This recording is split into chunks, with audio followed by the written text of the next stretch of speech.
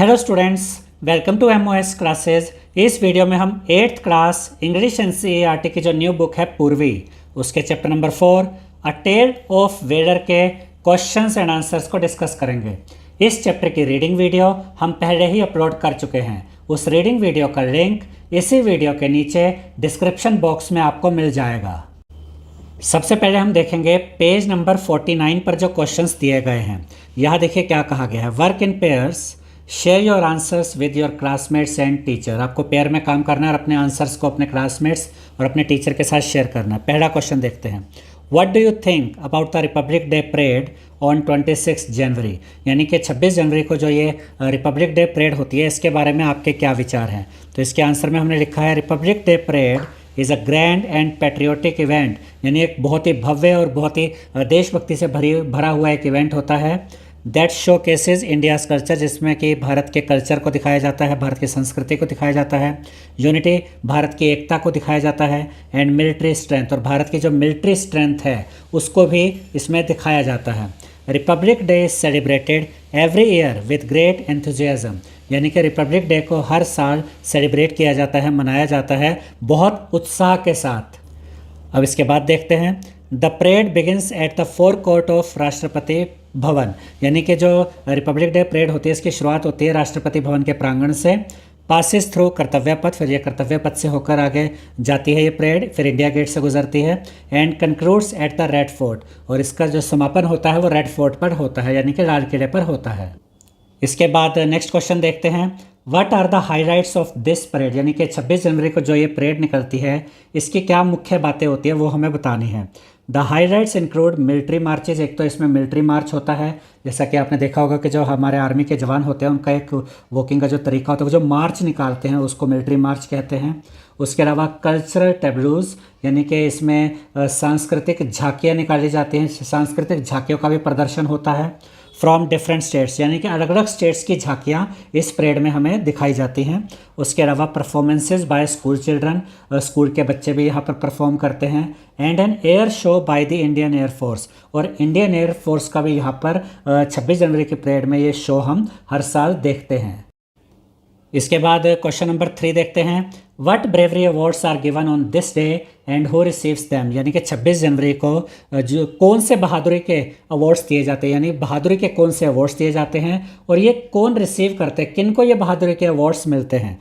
तो इसके आंसर में हम लिखेंगे, bravery awards like the gallantry awards, यानी कि जो ब्रेवरी अवार्ड्स होते हैं, बहादुरी के अवार्ड्स होते हैं, जिसे हम गैलेंट्री अवार्ड्स भी कहते हैं, जिनमें कि परमवीर चक्र आ जाता है, अशोक चक्र, और इसके अलावा और भी गैलेंट्री अवार्ड्स होते हैं, यानी कि बहादुरी के अवार्ड्स होते हैं। Are given to soldiers and civilians who show exceptional courage, यानी कि ये सोल्जर्स को भी बहादुरी के अवार्ड्स दिए जाते हैं, और अगर कोई आम नागरिक, कोई सिविलियन अगर कोई बहादुरी का कोई काम करता है तो उसको भी बहादुरी का अवार्ड 26 जनवरी को दिया जाता है।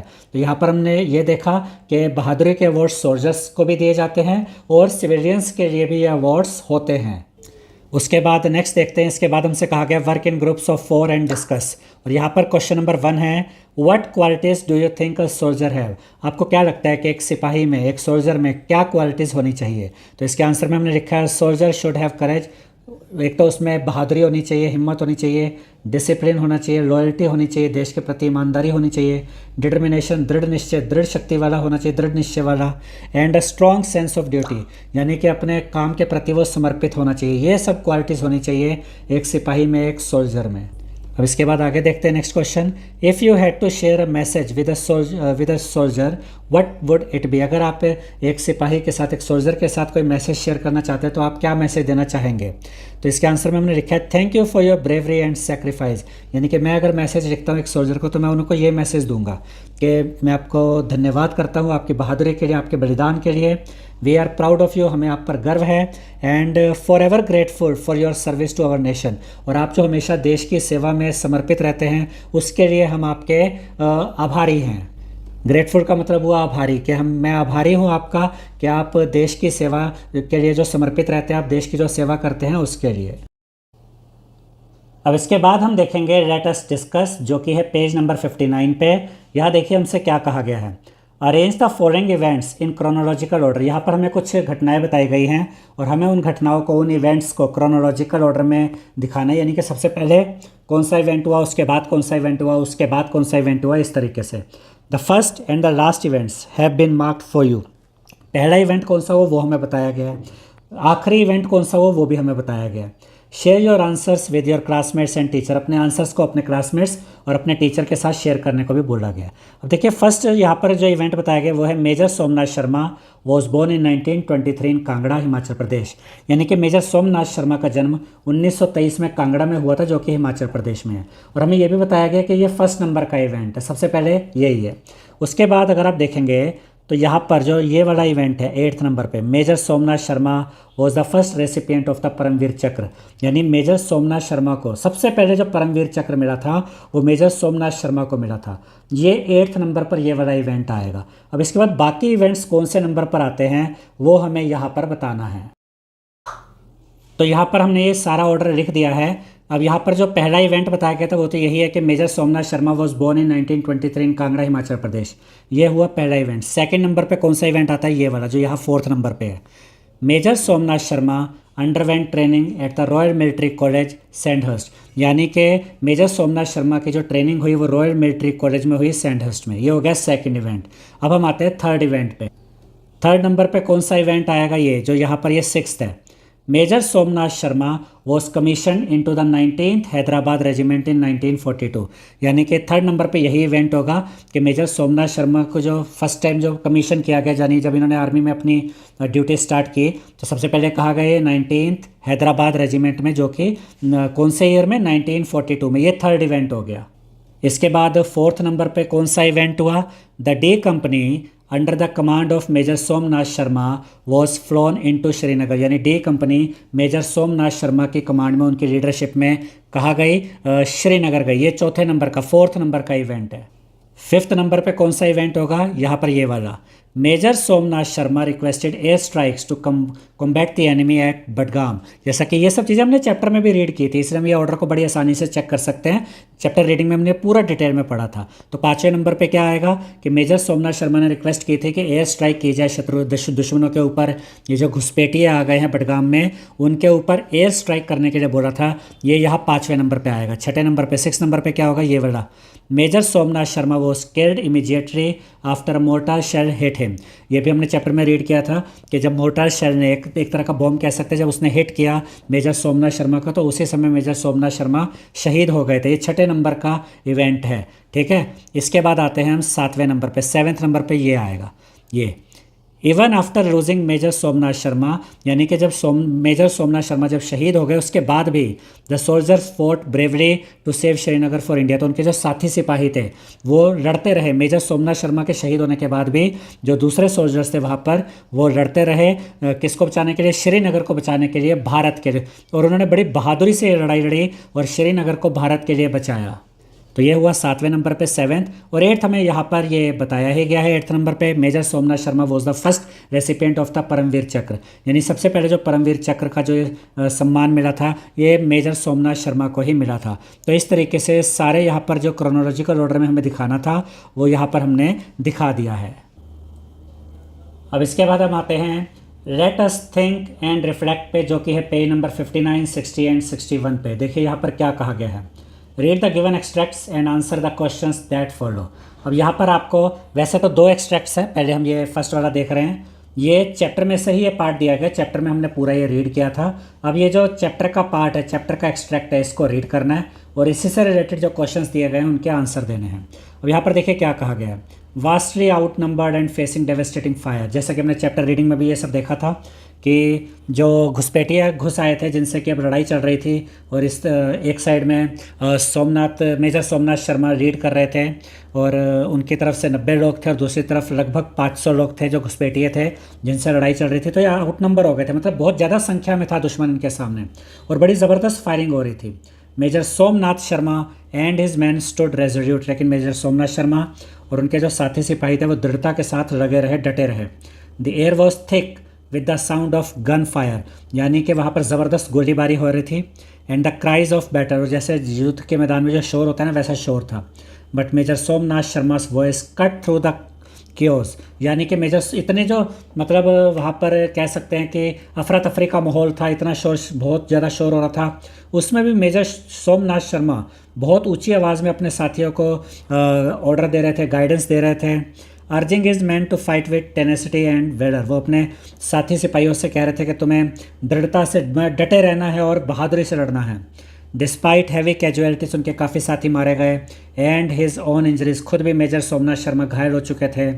Major Somnath Sharma displayed unparalleled bravery, यानी कई साथी मारे गए, खुद भी घायल है, फिर भी उन्होंने बड़ी ज़बरदस्त बहादुरी का परिचय दिया मेजर सोमनाथ शर्मा ने। He moved fearlessly through the battlefield, युद्ध के मैदान में वो बिना डरे इधर उधर मूव कर रहे थे, अपने साथियों के पास जा रहे थे। डायरेक्टिंग फायर, उनको बता रहे थे कहाँ फायर करना है। Filling magazines for his gunners, और वो गन्स में जो बुलेट्स वाली मैगजीन होती है वो भी फिल कर रहे थे। And encouraging his man to hold their ground, और अपने साथियों से कह रहे थे कि डटे रहना है, मुकाबला करना है। अब ये जो हमने पढ़ा, जो एक्सट्रैक्ट है चैप्टर में से, जो पार्ट है चैप्टर में से जो अभी हमने पढ़ा, उससे रिलेटेड पहला question, what can be inferred about the conditions from the line the air was thick with gun fire, यानी कि ये जो हमने लाइन पढ़ी, the air was thick with gun fire, यानी कि हर तरफ गन फायर हो रही थी, बुलेट्स चल रही थी, गोलियाँ चल रही थी, इससे हमें वहाँ की कंडीशंस, जो क्या कंडीशंस थी उस समय वहाँ पर, उसके बारे में क्या पता चलता है। तो कुछ ऑप्शंस है, उसमें से सही ऑप्शन हमें सेलेक्ट करना है। ये ऑप्शन क्या है, the gun shots had stopped for a while, क्या थोड़ी देर के लिए गोलीबारी रुक गई थी, बिल्कुल भी नहीं, ये तो गलत हो गया, ये तो नहीं है।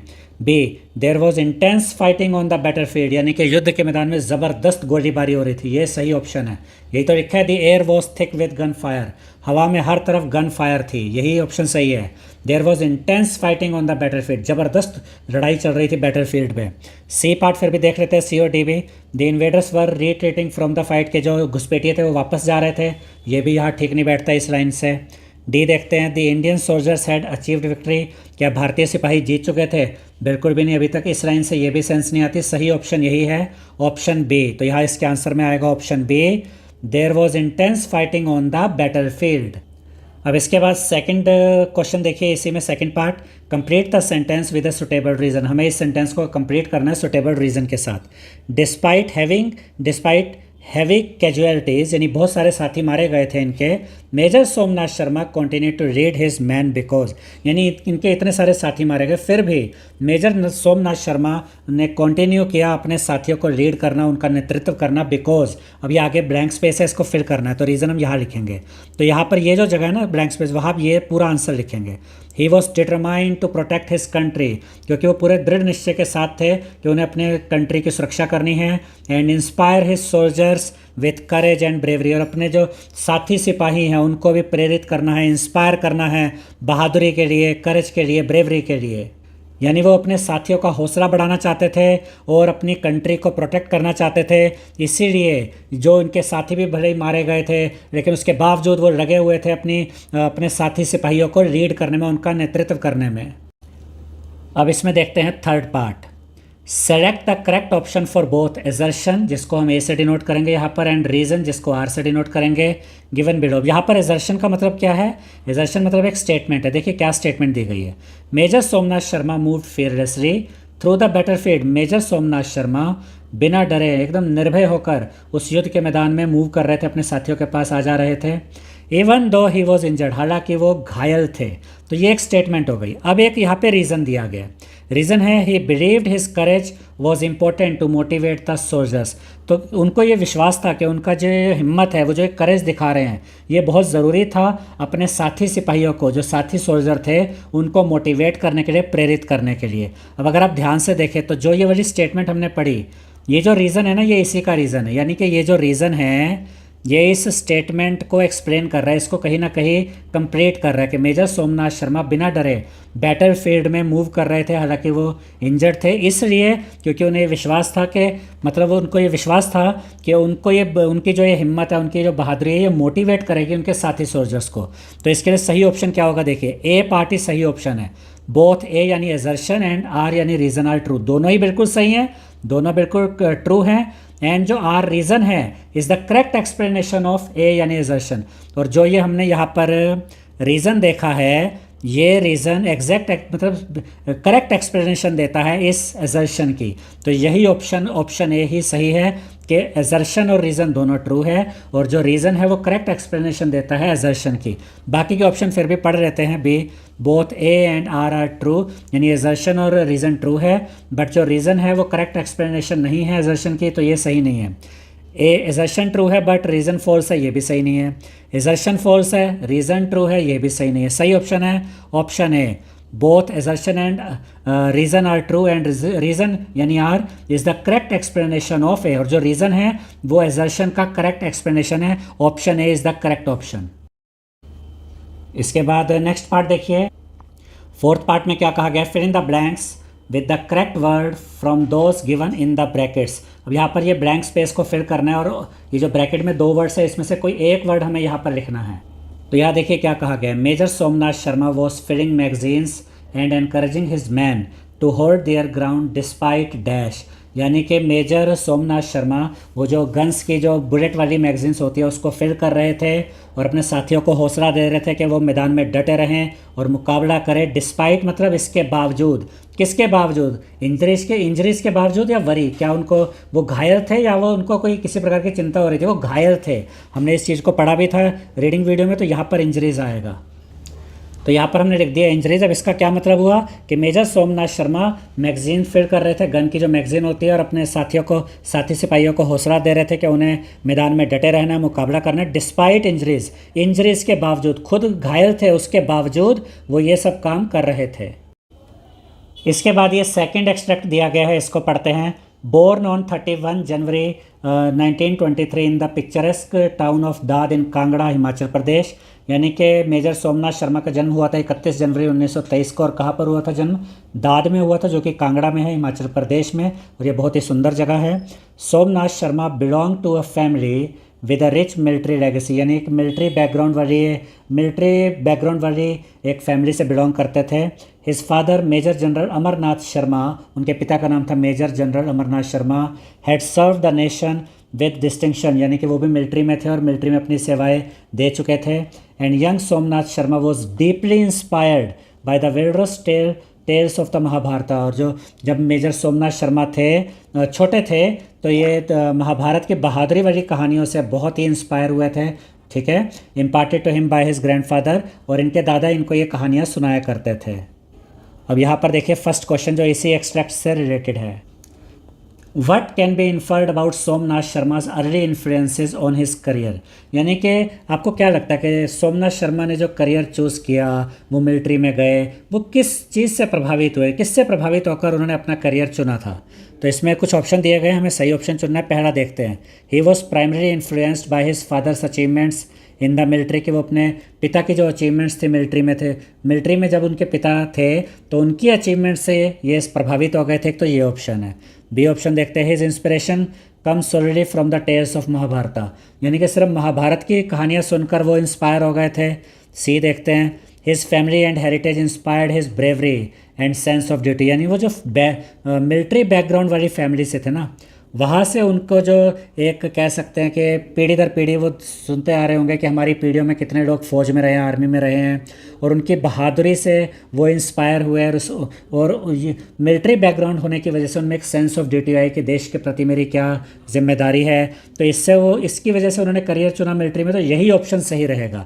डी ऑप्शन भी पढ़ रहते हैं, he decided to join the military out of necessity rather than passion, यानी कि किसी ज़रूरत की वजह से उन्होंने मिलिट्री ज्वाइन की बजाय किसी पैशन के। तो ये भी ऑप्शन सही नहीं है, सही ऑप्शन रहेगा ऑप्शन सी। तो ये हमने लिखा option C, his family and heritage inspired his bravery and sense of duty, क्योंकि वो उनका फैमिली बैकग्राउंड मिलिट्री था, तो वहीं से उनको ये इंस्पिरेशन मिली बहादुरी की, और देश के प्रति अपने जो उनका जिम्मेदारी होती है उसकी सेंस ऑफ ड्यूटी उनके अंदर आई, और इसी वजह से उन्होंने मिलिट्री में जाना चुना। अब इसके बाद नेक्स्ट देखते हैं second part, identify whether the following statement is true और फॉल्स। और ये जो स्टेटमेंट हमें दी गई है, हमें बताना है कि ट्रू है या फॉल्स है। Somnath Sharma belong to a wealthy family, यानी जो मेजर सोमनाथ शर्मा थे वो बहुत अमीर फैमिली से बिलोंग करते थे। तो इसके उत्तर में हमने लिखा है फॉल्स, यानी ये स्टेटमेंट सही नहीं है। देखिए जब हम कहते हैं वेल्दी फैमिली, तो वेल्दी फैमिली मतलब बहुत रिच फैमिली जो होती है, बहुत पैसा होता है जिनके पास, जबकि ये तो एक आर्मी बैकग्राउंड से थे, इनकी फैमिली भी आर्मी बैकग्राउंड से थी, यानी इनकी फैमिली में जो भी बड़े बुजुर्ग रहे होंगे पीढ़ी दर पीढ़ी वो आर्मी में ही रहे थे।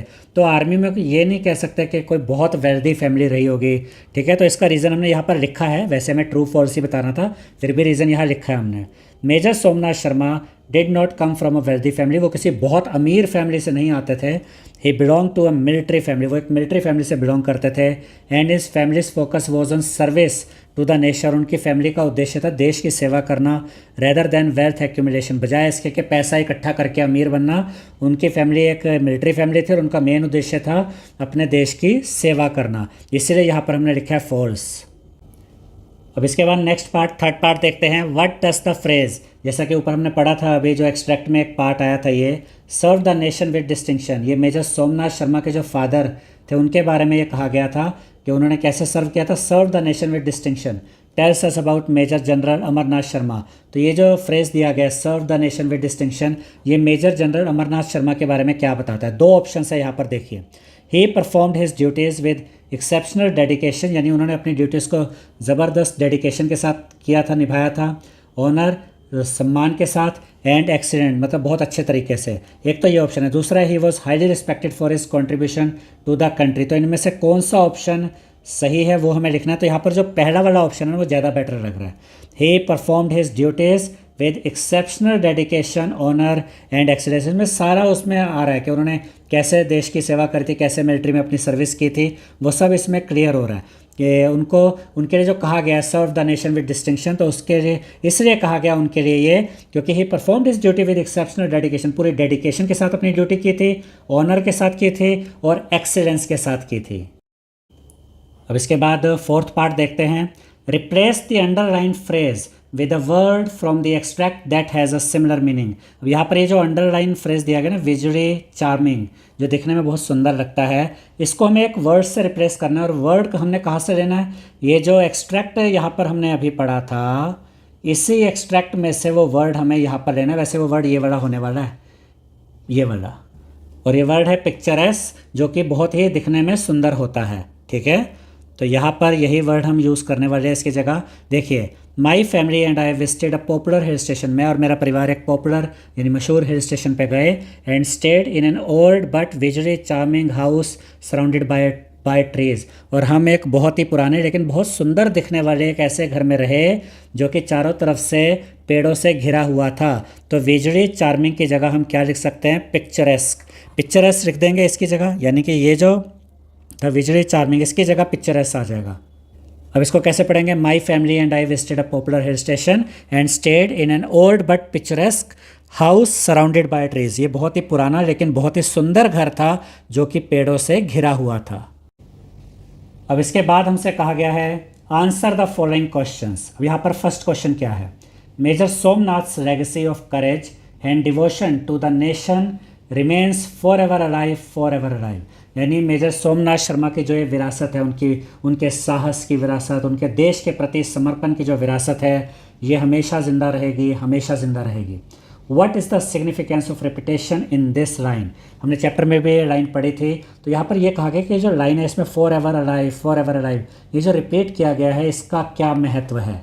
तो इसके आंसर में हम लिखेंगे the repetition of the line for ever alive, for ever alive, यानी ये जो रिपीट किया गया for ever alive, for ever alive, shows how important and unforgettable Major Somnath Sharma's bravery and sacrifice are, यानी कि इससे हमें पता चलता है कि इनकी जो बहादुरी थी, इनका जो साहस था और इनका जो ये बलिदान था वो कितना ज़रूरी था और एक कभी ना भुलाने वाला बलिदान था, कभी ना भुलाने वाली ये बहादुरी थी, साहस था। यानी ऐसा साहस और ऐसा बलिदान जिसे भुलाया नहीं जा सकता, इसी को जोर देने के लिए दो बार यहाँ पर लिखा गया है।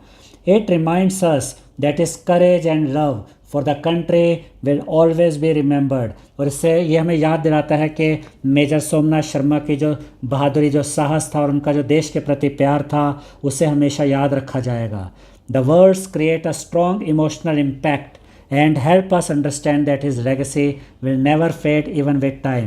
यानी जो 2 बार वर्ड यूज़ हुआ है कि ये कभी मतलब हमेशा इनके साहस, इनका देश के प्रति समर्पण हमेशा ज़िंदा रहेगा, हमेशा ज़िंदा रहेगा, 2 बार बोला गया है। ये स्ट्रॉन्ग इमोशनल इम्पैक्ट क्रिएट करता है, यानी बहुत ही मजबूत भावनात्मक प्रभाव इसका है, ठीक है। और ये हमें मदद करता है समझने के लिए कि मेजर सोमनाथ शर्मा की जो लेगेसी है, उनकी जो विरासत है, वो कभी धुंधली नहीं पड़ेगी।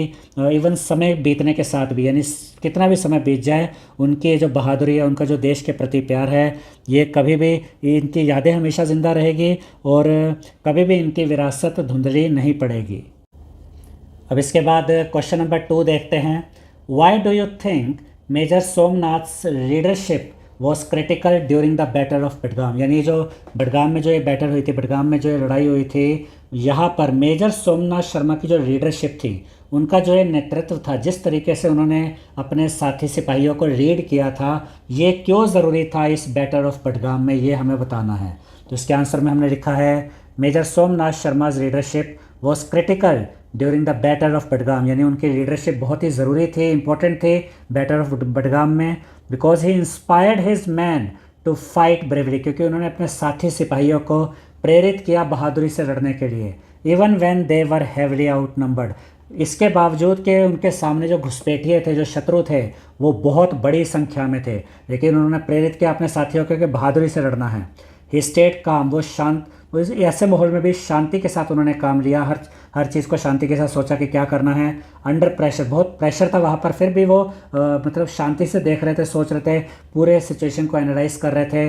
एंड मेड क्विक डिसीजंस, और उन्होंने फटाफट से डिसीजंस भी लिए, लाइक रिक्वेस्टिंग एयर स्ट्राइक। जैसे कि हमने चैप्टर में रीड भी किया था, उन्होंने एयर स्ट्राइक के लिए भी रिक्वेस्ट किया था कि यहाँ पर दुश्मनों की संख्या बहुत ज़्यादा है, इन पर एयर स्ट्राइक की जाए। डिस्पाइट बीइंग इंजर्ड, इसके बावजूद कि वो घायल थे, he helped his soldiers by filling magazines. इसके बावजूद वो अपने साथी सिपाहियों की जो बंदूकें थी, उनमें बुलेट्स वाली मैगजीन भर रहे थे। एंड एनकरेजिंग देम, और उनको हौसला दे रहे थे, उनको हिम्मत बढ़ा रहे थे उनकी। His bravery and leadership delayed the enemy, और उनकी इस बहादुरी की वजह से, उनकी इस लीडरशिप की वजह से, वो जो एनिमी थे, वो जो शत्रु थे, जो उस जगह पे कब्जा करना चाहते थे, उनको बहुत देर हो रही थी। यानी कि वो जल्दी से कब्जा नहीं कर पाए, क्योंकि काफ़ी बहादुरी से उनका मुकाबला किया जा रहा था, तो उनको टाइम लग रहा था यहाँ पर, ठीक है। गिविंग टाइम फॉर री इन्फोर्समेंट, अब इससे हुआ क्या, इससे ये हुआ कि इससे हमारी जो री इन्फोर्समेंट है, और जो आर्मी इंडिया की थी वो वहाँ पहुँच पाई, यही लिखा है, giving time for reinforcement to arrive. और हमारे जो बहादुर सिपाही थे, जिनके लीडर थे मेजर सोमनाथ शर्मा, इन्होंने इतनी देर तक उनको रोक के रखा कि हमारी भारतीय आर्मी को इतना समय मिल गया कि वो वहाँ पर पहुँच गई, और उसके बाद श्रीनगर और कश्मीर को बचा लिया गया। This help save Srinagar and protect Kashmir, जिसकी वजह से श्रीनगर को सेव करा जा सका और कश्मीर को बचाया जा सका। अब इसके बाद है question number 3। What were major Somnath's last words, यानी मेजर सोमनाथ शर्मा के अंतिम शब्द क्या थे जो उन्होंने कहे थे। What do they reflect about his sense of duty, और जो उन्होंने अपने अंतिम शब्द कहे थे, जो उनके लास्ट वर्ड्स थे, वो उनके वर्ड्स उनकी सेंस ऑफ ड्यूटी, उनकी कर्तव्य भावना के बारे में क्या बताते हैं। तो यहाँ पर देखिए हमने क्या लिखा, Major Somnath Sharma's last words were, यानी उनके अंतिम शब्द थे, the enemy is only 50 yards from us, के शत्रु दुश्मन हमसे केवल 50 गज की दूरी पर है। वी आर हैविली आउट नंबर्ड, और दुश्मन हमारे मुकाबले में संख्या में बहुत ज़्यादा है। We are under devastating fire, और हम पर ज़बरदस्त फायरिंग हो रही है।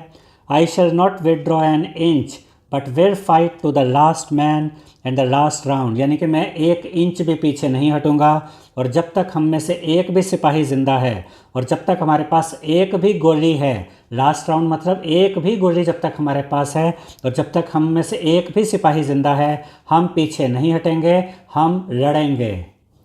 अब इन शब्दों से हमें क्या पता चलता है उनकी सेंस ऑफ ड्यूटी के बारे में। These words reflect his strong sense of duty, यानी कि इन शब्दों से पता चलता है उनकी स्ट्रॉन्ग सेंस ऑफ ड्यूटी, यानी कि स्ट्रॉन्ग कर्तव्य भावना के बारे में। और इन शब्दों से पता चलता है उनकी ब्रेवरी, बहादुरी के बारे में। And commitment to protect his country at any cost, और इन शब्दों से पता चलता है कि उनकी कैसी कमिटमेंट थी कि मुझे किसी भी कीमत पर अपने देश की रक्षा करनी है, अपने देश को बचाना है। Even in the face of death he chose to fight, यानी कि वो मौत के मुंह में थे, फिर भी उन्होंने क्या चुना, लड़ना चुना, मुकाबला करना चुना। रेदर दैन विड्रॉ, बजाय इसके कि पीछे हट जाए, उन्होंने ये चुना कि मैं लड़ूंगा, बहादुरी से मुकाबला करूंगा।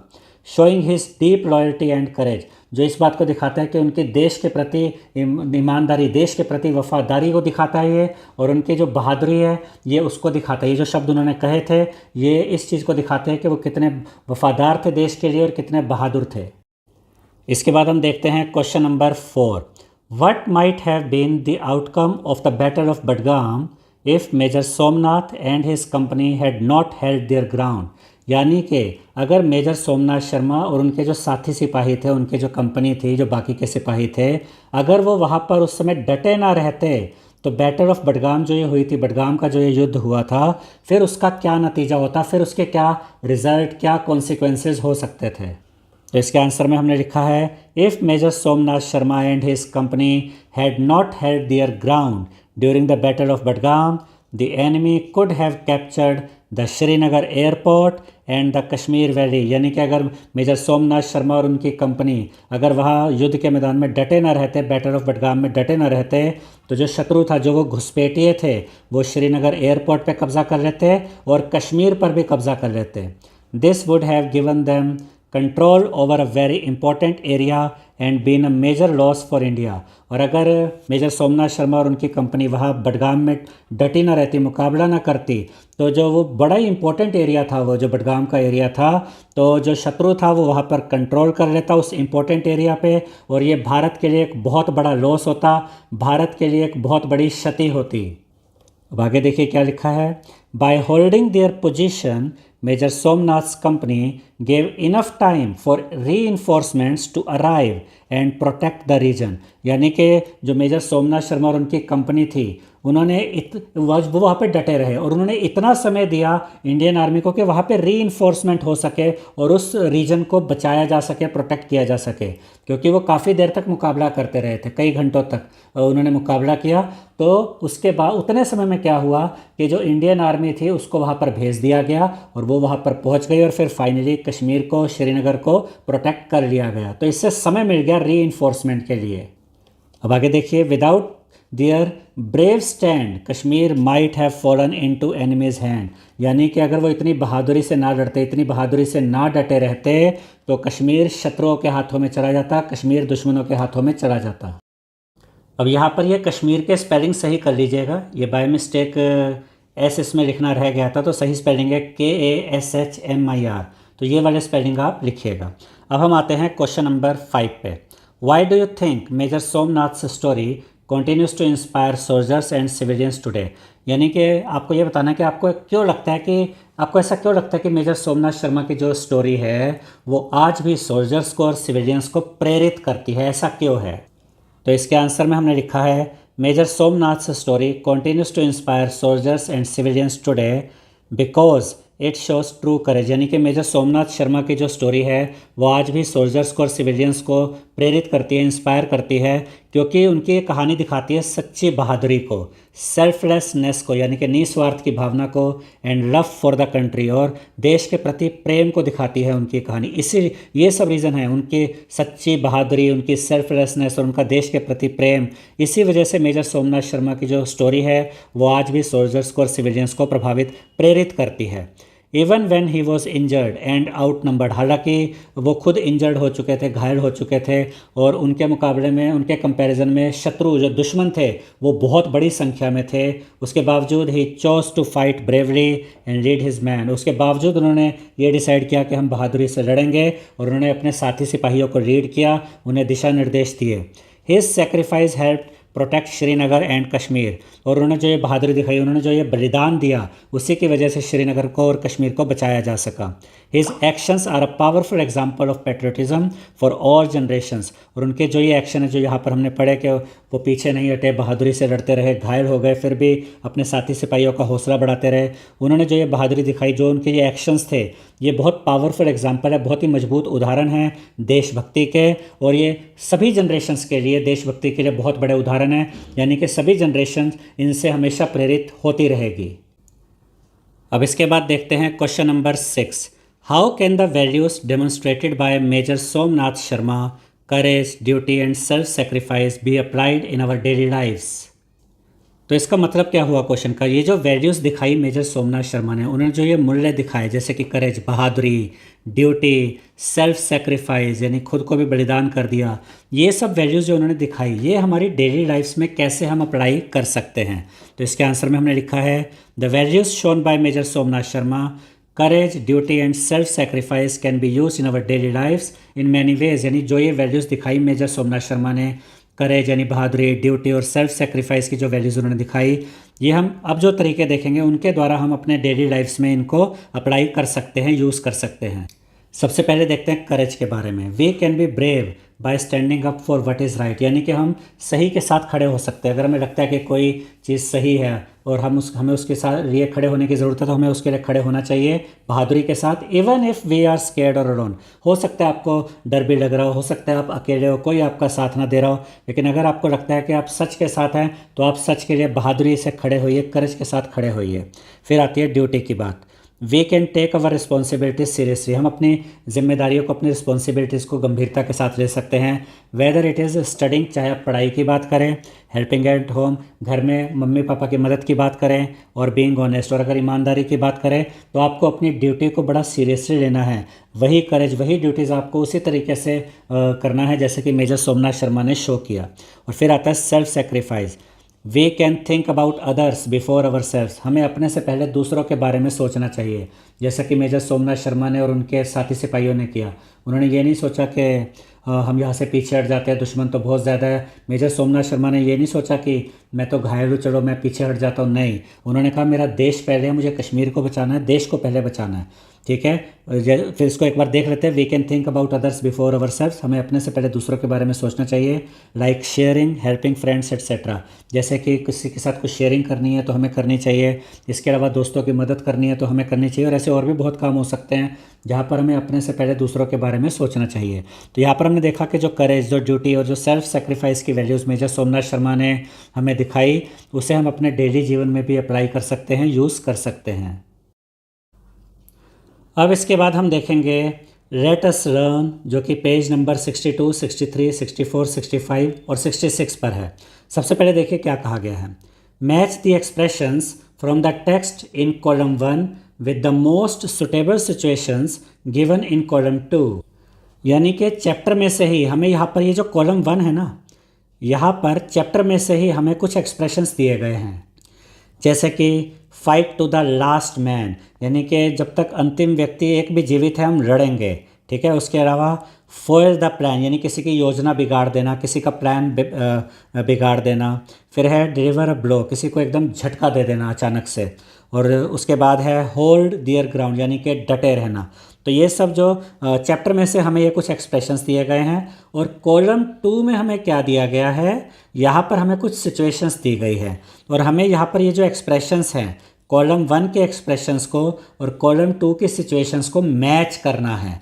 ठीक है, सिचुएशंस क्या हैं? अ sports team scores a last minute goal giving them the lead and shaking the opponents confidence. अभी हम इसके आंसर को देखेंगे कि सही मैचिंग कैसे होगी, अभी हम सिर्फ रीड कर रहे हैं। The soldiers fought valiantly until each one laid down his life for the nation. फिर थर्ड है soldiers stay in their position and fight back even though the enemy is stronger. और फोर्थ है a spy disrupts the enemy's efforts to invade a country by intercepting their communication. अब यहाँ पर हम एक एक चीज़ को समझेंगे, इसको पूरा हिंदी में भी एक्सप्लेन करेंगे कि ये मैचिंग कैसे होगी। जैसे कि सबसे पहले है यहाँ पर कॉलम 1 में fight to the last man, अंतिम व्यक्ति तक लड़ना है। तो इसके लिए हम यहाँ पर ये जो सेकंड ऑप्शन है ये मैच करता है। इसमें क्या लिखा है? The soldiers fought valiantly until each one laid down his life for the nation, यानी कि जो सिपाही थे वो बहादुरी के साथ लड़े जब तक कि हर एक सिपाही देश के लिए उसने अपना बलिदान नहीं दे दिया, जब तक कि आखिरी सिपाही तक, जब तक एक सिपाही भी जिंदा था वो लड़ता रहा। ठीक है, तो ये मैच करता है fight to the last man के साथ। उसके बाद सेकंड आता है फॉयल द प्लान, यानी कि किसी की योजना बिगाड़ देना, इसके साथ मैच करेगा ये fourth. A spy disrupts the enemy's efforts to invade a country by intercepting their communications, यानी कि एक जासूस ने, एक सिपाही ने शत्रु की जो ये प्लानिंग थी कि वो कंट्री में इन्वेड करेगा यानी देश में घुस आएगा, शत्रु की ये प्लानिंग थी, उसको डिसरप्ट कर दिया, यानी कि सिपाही ने उसकी इस योजना को बिगाड़ दिया बाय इंटरसेप्टिंग देयर कम्युनिकेशन, उनकी कम्युनिकेशंस को पकड़ के। यानी कि जब शत्रु आपस में कुछ बात कर रहे थे, मान लीजिए कि वो फ़ोन पे या मोबाइल पर कुछ बात कर रहे थे, स्पाई ने उनकी बातों को सुना, जासूस ने उनकी बातों को सुना और अपने आगे अधिकारियों को सूचना दी कि ऐसे ऐसे शत्रु दुश्मन देश में घुसने की कोशिश कर रहा है, मैंने उनकी बातों को इंटरसेप्ट कर लिया है। और इस तरीके से उस स्पाई ने क्या किया, उस जासूस ने क्या किया, दुश्मन के उस प्लान को ख़राब कर दिया, उसकी योजना को विफल कर दिया। तो सेकंड जो है फोइल द प्लान, इसके साथ ये फोर्थ वाला मैच होता है। इसके बाद आता है third expression, deliver a blow, यानी कि किसी को एकदम झटका दे देना। अचानक से आप किसी को झटका देते हैं और सामने वाला कहता है ये क्या हो गया, तो इसके साथ मैच करता है ये first. A sports team scores a last minute goal, एक स्पोर्ट्स टीम ने लास्ट मिनट में गोल कर दिया, गिविंग देम द लीड, और इससे वो आगे हो गए स्कोर में, and shaking the opponents confidence, और इससे उन्होंने जो सामने वाली विरोधी टीम थी उसके आत्मविश्वास को ही हिला दिया, एकदम से उनको झटका सा दे दिया और वो गोल करके उनसे आगे हो गए। तो ये जो थर्ड है डिलीवर अ ब्लो, इसके साथ मैच करता है ये फर्स्ट ऑप्शन। फोर्थ एक्सप्रेशन है होल्ड देयर ग्राउंड, यानी कि डटे रहे, ठीक है, होल्ड देयर ग्राउंड, डटे रहे। तो इसके लिए आता है थर्ड ऑप्शन। यहाँ पर थर्ड में क्या है, soldiers stay in their position, soldiers अपनी इस पोजीशन में बने रहे, एंड फाइट बैक, और मुकाबला करते रहे, लड़ाई लड़ते रहे, even though the enemy stronger, हालांकि जो दुश्मन था वो मजबूत था। तो यहाँ पर जो फोर्थ है होल्ड देयर ग्राउंड, डटे रहना, इसके लिए ये थर्ड ऑप्शन आता है। और उसका मेन हमें पता चलता है यहाँ से, soldiers stay in their position, यानी कि सोल्जर्स अपनी पोजीशन में बने रहे, वही तो है होल्ड देयर ग्राउंड, यानी कि डटे रहना। अब इसके बाद ये क्वेश्चन अभी पूरा खत्म नहीं हुआ है, इसी से रिलेटेड कुछ और भी कहा गया है। Now complete the following sentences using the expressions from the column 1। अब कॉलम 1 में यहाँ पर जो हमें ये एक्सप्रेशंस दिए गए थे, 4 एक्सप्रेशंस, ये पहला, ये दूसरा, ये तीसरा और ये चौथा, ये चारों एक्सप्रेशंस में से जो भी सुटेबल एक्सप्रेशन आपको लगता है वो यहाँ पर आपने यूज़ करना है और ये जो ब्लैंक स्पेसेस हैं इनको फिल करना है। तो सबसे पहले देखते हैं ए पार्ट में क्या कहा गया है। The detective manage to dash by finding the hidden evidence before the culprit could get rid of, यानी कि इससे पहले कि जो अपराधी था वो बचकर निकल जाता, डिटेक्टिव ने उसका प्लान फेल कर दिया छुपे हुए सबूत ढूंढकर। तो यहाँ पर क्या आना चाहिए, फॉइल द प्लान। तो अब आप इसको यहाँ पर क्या लिखेंगे, जो ब्लैंक स्पेस है वहाँ पर आप ये वाला आंसर लिखेंगे। अब इसको पढ़ते हैं। The detective manage to foil the plan by finding the hidden evidence before the culprit could get rid of it, यानी कि डिटेक्टिव ने, जासूस ने जो अपराधी था उसका जो प्लान था, योजना को विफल कर दिया हिडन एविडेंस को ढूंढ के, यानी कि छुपे हुए सबूतों को ढूंढकर, इससे पहले कि अपराधी बचकर निकल जाता। तो यह सही आंसर रहेगा, ब्लैंक स्पेस में आप लिखेंगे फॉइल द प्लान, ठीक है। अब इसके बाद आते हैं बी पार्ट पे।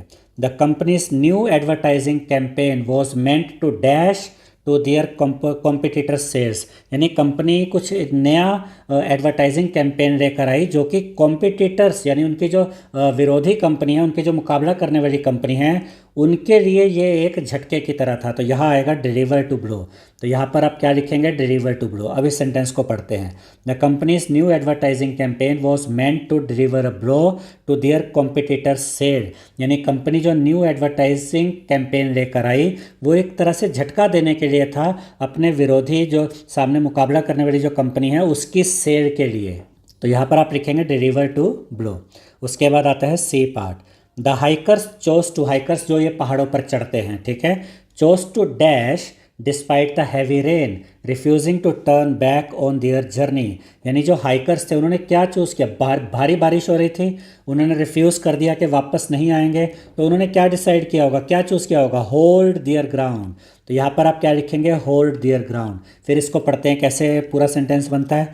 The hikers chose to hold their ground despite the heavy rain, यानी कि जो पहाड़ पर चढ़ने वाले थे उन्होंने ये चूज़ किया, डिसाइड किया कि हम डटे रहेंगे, भारी बारिश के बावजूद चढ़ते रहेंगे, डटे रहेंगे, refusing to turn back on their journey, और वापस नहीं जाएंगे।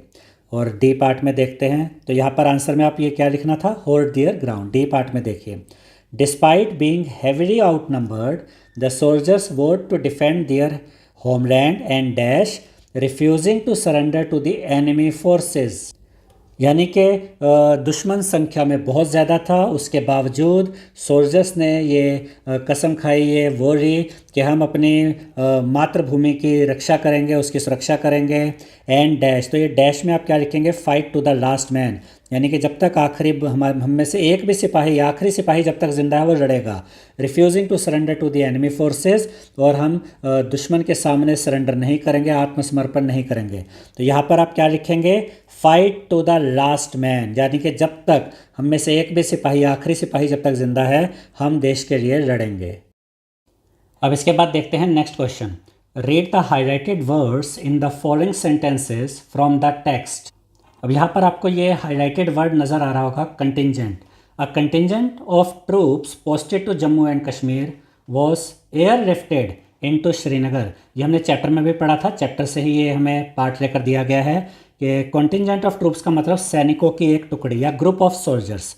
हमसे ये कहा गया है कि एक सैनिकों की टुकड़ी थी जो कि जम्मू एंड कश्मीर में पोस्टेड थी, उसको एयरलिफ्ट किया गया, यानी कि हवाई मार्ग से, एयरफोर्स से श्रीनगर में लाया गया, जैसा कि हमने चैप्टर में भी रीड किया था। अब ये जो कॉन्टिंजेंट ऑफ ट्रूप्स है, ये कॉन्टिंजेंट है, ये कलेक्टिव नाउन है, यानी कि सैनिकों की टुकड़ी। तो इसमें एक सैनिक की बात नहीं हो रही है, ग्रुप ऑफ सोल्जर्स की बात हो रही है, तो इसको कहते हैं collective noun. There are many such collective nouns used in the context of armed forces. जब हम आर्म्ड फोर्सेस की बात करते हैं तो जैसे कॉन्टिंजेंट वर्ड यूज़ किया गया, सैनिकों की टुकड़ी, ग्रुप ऑफ सोल्जर्स, तो जैसे ये कलेक्टिव नाउन है, इसकी तरह और भी कलेक्टिव नाउन्स आर्म्ड फोर्सेस में यूज़ किए जाते हैं। Match the collective nouns in column 1। अब कॉलम 1 में हमें कलेक्टिव नाउन दिए गए हैं, to their meanings in column 2, और कॉलम 2 में इनके मीनिंग्स दिए गए हैं। हमें यहाँ मैचिंग करनी है कि कौन सा कलेक्टिव नाउन और कौन सा उसका मीनिंग है, वो हमें मैच करना है। यू में रेफर टू अ डिक्शनरी, आप एक डिक्शनरी का भी यूज़ कर सकते हैं। तो यहाँ पर आप देख सकते हैं कि कौन कौन से कलेक्टिव नाउन है, रेजिमेंट है, स्क्वाड्रन है, फ्लीट है, बटालियन है। और यहाँ पर आप देख सकते हैं कि अलग अलग मीनिंग दिए गए हैं। यहाँ पर ये दिया गया large body of troops ready for battle specially and infantry unit. ये सब भी हम आपको एक्सप्लेन करेंगे, जब हम इसके आंसर पे जाएंगे सारा एक्सप्लेन करेंगे। फिर अगला दिया हुआ है permanent unit of an army typically commanded by lieutenant colonel और colonel and divided into several companies. फिर आगे देखिए, a small unit typically comprising 12 to 24 aircrafts and their crews used in air force, naval or army aviation services. और fourth है a group of ships sailing together engaged in the same activity or under the same ownership. अब जब हम इसको answer को देखेंगे तो एक एक चीज़ अब आपको हम एक्सप्लेन करेंगे। तो सबसे पहला कलेक्टिव नाउन है रेजिमेंट। रेजिमेंट के आगे आप यहाँ पर ऑप्शन 2 लिखेंगे। रेजिमेंट क्या होती है? A permanent unit of an army, यानी कि आर्मी की परमानेंट यूनिट होती है, typically commanded by lieutenant colonel और कर्नल, और ये लेफ्टिनेंट कर्नल या कर्नल के द्वारा कमांडेड होती है, and divided into several companies. और ये जो रेजिमेंट होती है इसमें आगे और भी बहुत सी कंपनीज में ये डिवाइडेड होती हैं, ठीक है, यानी इसमें बहुत सारी कंपनीज भी इंक्लूड होती हैं। अब इसके बाद दो चीज़ें याद रखिएगा, स्क्वाड्रन और फ्लीट। स्क्वाड्रन सीधे सीधे रिलेटेड है आपका एयरफोर्स से, ठीक है, जो ये फाइटर जेट्स होते हैं, और जो फ्लीट है वो आपका रिलेटेड है नेवी से, जो ये आपके शिप्स होते हैं, ठीक है। तो स्क्वाड्रन के आगे आएगा third option, a small unit typically comprises 12 to 24 aircrafts and their crews. यानी कि जब हम बात करते हैं स्क्वाड्रन तो इसमें 12 से 24 आपके फाइटर जेट्स आ जाते हैं और उनके क्रू, यानी जो उनको संभालते हैं, जो उनकी देख रेख करते हैं, वो आ जाते हैं। यूज्ड इन एयरफोर्स, और ये कहाँ कहाँ यूज़ होते हैं? एयरफोर्स में तो ऑब्वियस सी बात है कि फाइटर जेट्स यूज़ होते ही हैं, यानी स्क्वाड्रन के लिए हम कहेंगे कि स्क्वाड्रन कहाँ यूज़ होते हैं? एयरफोर्स में तो यूज़ होते ही हैं। उसके अलावा नेवल में, अगर आपने कभी न्यूज़ में देखा हो तो ये एयरक्राफ्ट कैरियर होते हैं, जो कि ये वॉरशिप्स होते हैं बड़े बड़े, इंडिया के पास भी 2 हैं। तो उसके ऊपर जो उनके जो फाइटर जेट्स होते हैं, जो नेवी के फाइटर जेट्स होते हैं, वो उनके एयरक्राफ्ट कैरियर पे रहते हैं। तो ये जो स्क्वाड्रन है ये एयरफोर्स में भी होती है और ये स्क्वाड्रन आपकी नेवी में भी होती है। और उसके अलावा आर्मी एविएशन सर्विसेज के लिए भी स्क्वाड्रन का यूज़ किया जाता है, यानी कि फाइटर जेट्स का यूज़ किया जाता है। और जब हम कहते हैं एक स्क्वाड्रन, तो एक स्क्वाड्रन में 12 से लेकर 24 तक फाइटर जेट्स हो सकते हैं। इसके बाद जब हम आते हैं फ्लीट पे, तो फ्लीट का मतलब जैसे मैंने आपको बताया नेवी से रिलेटेड है, तो इसके आगे आएगा fourth option, a group of ships sailing together. इसमें बहुत सारे शिप्स एक साथ तैरते हैं समुद्र में, ठीक है। ये कोई एक शिप नहीं है, फ्लीट मतलब बहुत सारे कलेक्टिवली एक साथ ये समुद्र में काम करते हैं। Engaged in the same activity, यानी इनको अगर कोई टारगेट दिया गया, कोई इनको ड्यूटी दी गई, तो ये एक साथ एक सेम एक्टिविटी करने के लिए निकल पड़ते हैं। और अंडर द सेम ओनरशिप, और ये भी कह सकते हैं कि ये सेम ओनरशिप के अंडर होते हैं, यानी इनके ऊपर कोई है जो ऑफिसर्स होते हैं वो इनको कंट्रोल करते हैं कि ये 5, 7 या 10 जो भी शिप्स हैं ये एक साथ इस काम को करने के लिए जाएंगे, तो ये सेम एक्टिविटी के लिए जाते हैं और एक सेम ओनरशिप के अंडर ये काम करते हैं। फिर आती है बटालियन। बटालियन क्या है? इसके आगे आएगा first option, a large body of troops ready for battle specially an infantry unit, यानी इसमें बहुत सारे सैनिक होते हैं। जब हम कहते हैं बटालियन, तो बटालियन शब्द सुनते ही आपको समझ जाना चाहिए एक बहुत बड़ा ग्रुप ऑफ ट्रूप्स है। ट्रूप्स मतलब कह सकते हैं आर्मी मैन का ये बहुत बड़ा एक ग्रुप होता है जो कि बैटल के लिए, लड़ाई के लिए रेडी रहता है। Specially an infantry unit, infantry unit होती है जो पैदल सैनिक होते हैं, जो हाथ में राइफल्स, मशीन गन्स या दूसरे हथियार लेकर चलते हैं।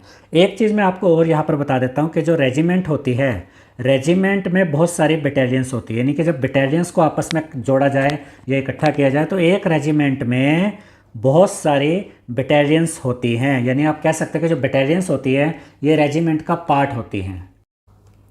अब इसके बाद अभी ये क्वेश्चन, वैसे तो ये वाला पार्ट तो हो गया मैचिंग वाला, अभी इसी से जुड़ा हुआ एक और क्वेश्चन है। Now fill in the blanks suitably with words from column 1 in the table. Column 1 में जो हमें एक करेक्टिव नाउन दिए गए थे यहाँ पर, रेजिमेंट, स्क्वाड्रन, फ्लीट और बटालियन, इन्हीं का यूज़ करके यहाँ हमें ब्लैंक स्पेसिस को फिल करना है। पहला पार्ट देखते हैं, A part. The commanding officer address the entire dash of soldiers during the morning assembly. इसका मतलब ये हुआ कि कमांडिंग ऑफिसर ने सुबह के समय एंटायर, उसके बाद ये डैश है, डैश ऑफ सोल्जर्स को संबोधित किया। तो यहाँ पर ये ब्लैंक स्पेस में आप लिखेंगे रेजिमेंट। क्या लिखेंगे? रेजिमेंट। अब हम इसको एक बार पढ़ते हैं। The commanding officer address the entire regiment of soldiers during the morning assembly, यानी कमांडिंग ऑफिसर ने पूरी जो रेजिमेंट थी सोल्जर्स की सुबह के समय उनको संबोधित किया। ठीक है, उसके बाद आगे आते हैं। अब बी पार्ट देखिए। The admiral order the entire dash to set sail for battle. Admiral कौन होते हैं? जो नौसेना अध्यक्ष होते हैं, नेवी के जो हेड होते हैं, उन्होंने ऑर्डर किया एंटायर किसको? अभी हमने देखा था कि नेवी से रिलेटेड जो वर्ड ऊपर था वो था फ्लीट, यानी उन्होंने पूरी फ्लीट को, यानी एक ग्रुप ऑफ शिप्स होता है, उनको ऑर्डर किया कि आप समुद्र में लड़ाई के लिए एकदम तैयार हो जाइए। इसको एक बार पढ़ लेते हैं। The admiral ordered the entire fleet to set sail for battle, यानी कि नौसेना अध्यक्ष ने, एडमिरल ने ऑर्डर किया एंटायर फ्लीट को, पूरी फ्लीट को, यानी ग्रुप ऑफ शिप्स को, कि आप लड़ाई के लिए तैयार हो जाए। तो इसके ब्लैंक स्पेस में आप लिखेंगे फ्लीट। और फ्लीट जैसा कि मैंने आपको बताया था ग्रुप ऑफ शिप्स को कहते हैं जो कि नेवी से रिलेटेड है। इसके बाद अब अगला देखते हैं। The dash of infantry advanced slowly through the dense forest. अब यहाँ पर मैं आपको ऑलरेडी बता चुका हूँ पहले ही कि जो इन्फेंट्री होते हैं, इन्फेंट्री मतलब जो पैदल सैनिक होते हैं, जो लड़ाई में जो मेन मुख्य रूप से भूमिका लेते हैं, वो इन्फेंट्री में आते हैं। इसके लिए जो वर्ड है वो क्या होगा? बटालियन। ये मैंने ऊपर आपको समझाया था। तो अब इसको हम एक बार रीड कर लेते हैं। The battalion of infantry advance slowly through the dense forest, यानी जो इन्फेंट्री की जो बटालियन थी, बटालियन मतलब ये ग्रुप ऑफ सोल्जर्स जो था, जो कि पैदल सैनिकों का ग्रुप था, जो कि धीरे धीरे आगे बढ़ रहा था डेंस फॉरेस्ट से होता हुआ, घने जंगलों से होता हुआ। तो यहाँ पर हम ब्लैंक स्पेस में क्या लिखेंगे? बटालियन। उसके बाद आता है D part. A dash of fighter jets, fighter jets आते ही समझ जाइए स्क्वाड्रन आएगा। A dash of fighter jets was sent to intercept the enemy planes, यानी कि स्क्वाड्रन ऑफ फाइटर जेट्स को भेजा गया कि वो दुश्मनों के जो लड़ाकू जहाज है उनको इंटरसेप्ट करे, उनको पकड़े। तो यहाँ पर ब्लैंक स्पेस में आप लिखेंगे स्क्वाड्रन। ठीक है, ये स्क्वाड्रन के स्पेलिंग पहले ज़रा ठीक कर लेते हैं। SQUADRON। तो जब हम कहते हैं स्क्वाड्रन ऑफ फाइटर जेट्स, यानी कि एक स्क्वाड्रन ऑफ फाइटर जेट्स में 12 से लेकर 24 तक फाइटर जेट्स हो सकते हैं, जैसा कि ऊपर भी मैंने आपको समझाया था। अब इसके बाद हम आगे बढ़ते हैं। नेक्स्ट क्वेश्चन देखिए। Read the following words from the text and fill in the blanks with the correct words by taking clues from the meanings given below in the box. अब यहाँ पर आपको कुछ मीनिंग्स दिए गए, जैसे ये एक मीनिंग है। अब ये कौन से वर्ड का मीनिंग है? वो वर्ड ये भी हो सकता है, ये भी है, ये भी, वो हमें चेक करना है। तो पहला मीनिंग देखते हैं। To take and seize control, किसी पर नियंत्रण कर लेना, किसी पर कब्जा कर लेना। ये मीनिंग कौन से वर्ड का है? ये मीनिंग है ओवरथ्रो का। तो यहाँ पर आप ये जो ब्लैंक स्पेस है इसमें लिखेंगे ओवरथ्रो। तो ओवरथ्रो का मीनिंग क्या है? To take and seize control, किसी पे नियंत्रण कर लेना, किसी पे कब्जा कर लेना। अब सेकंड, टू इन्वेड और occupy an area in large numbers. अब ये कौन से वर्ड का मीनिंग है? टू इन्वेड और occupy an area in large numbers, यानी कि किसी जगह पे घुस जाना और वहाँ पर बड़े एरिया पर कब्जा कर लेना, ये कौन से वर्ड का मीनिंग है? ओवर रन का। तो ये जो ओवर रन हमें दिया गया था इसका ये मीनिंग है, तो यहाँ पर आप लिखेंगे ओवर रन। अब थर्ड मीनिंग देखते हैं कौन से वर्ड्स का बनेगा। टू फ्लड और ओवर पावर समवन और समथिंग इमोशनली, जब आप किसी पर भावनात्मक रूप से हावी हो जाते हैं, किसी चीज़ पर या किसी व्यक्ति पर आप हावी हो जाते हैं, तो उसको कहते हैं ओवरवेल्म। तो ये जो ओवरवेल्म है ये इसका मीनिंग था, यानी कि ये जो मीनिंग है ये ओवरवेल्म का मीनिंग है। तो यहाँ ब्लैंक स्पेस में आप लिखेंगे ओवरवेल्म। अब इसी क्वेश्चन से रिलेटेड कुछ और भी दिया गया है। Now create a list of at least 5 other verbs that begin with over and frame sentences of your own. जैसे यहाँ पर ये 3 वर्ड्स थे, ओवरवेल्म, ओवररन, ओवरथ्रो। ऐसे ही ओवर का यूज़ करके, यानी कि वो जो वर्ब अब हम बनाएंगे वो ओवर से स्टार्ट होगा, यानी ओवर का ही यूज़ करके हमें कुछ 5 और भी वर्ब्स बनानी है और फिर उनका सेंटेंस भी बनाना है। एग्जाम्पल देखते हैं, जैसे कि ओवर एस्टिमेट। ठीक है, अब इसका सेंटेंस क्या बनेगा? Don't over estimate your abilities before attempting the final exam. यानी फाइनल एग्जाम से पहले अपनी एबिलिटीज़ को ओवर एस्टिमेट मत करो। ओवर एस्टिमेट मतलब अपने ऊपर ज़रूरत से ज़्यादा आत्मविश्वास, यानी ज़रूरत से ज़्यादा समझना कि मैं ये भी कर लूँगा, मैं वो भी कर लूँगा। तो ये सेंटेंस क्या बना कि अपनी एबिलिटीज़ को ओवर एस्टिमेट मत करो फाइनल एग्ज़ाम से पहले। ऐसे ही अगला जो हमने वर्ब बनाया है वो है ओवर कुक। इसका क्या सेंटेंस बनाएंगे? She accidentally overcook the pasta making it too soft, यानी उसने गलती से पास्ता को ओवर कुक कर दिया, ज़रूरत से ज़्यादा कुक कर दिया, जिससे कि पास्ता बहुत सॉफ्ट हो गया। उसके बाद over work, if you over work your self you will fall sick, यानी जब अगर तुम ज़रूरत से ज़्यादा काम करोगे, ज़रूरत से ज़्यादा काम अगर तुम करोगे तो तुम बीमार पड़ जाओगे। अगला हमने क्या बनाया? ओवर रिएक्ट, यानी कि ओवर रिएक्ट करना। There is no need to overreact, it was just a small mistake, ये एक छोटी सी मिस्टेक थी, इस पर इतना ओवर रिएक्ट मत करो। अगला जो हमने वर्ब बनाया 5वां वो क्या है? ओवरलुक। ओवरलुक होता है कि किसी चीज़ को नज़रअंदाज कर देना, मतलब ध्यान ही ना देना। Please do not overlook the details in the project report, यानी प्रोजेक्ट रिपोर्ट में जो डिटेल दी गई हैं प्लीज़ उनको नज़रअंदाज मत करना, उनको ओवरलुक मत करना। इसके बाद अगला क्वेश्चन देखते हैं। In the following pairs of words, C is used for nouns while S is used for verbs. कैसे?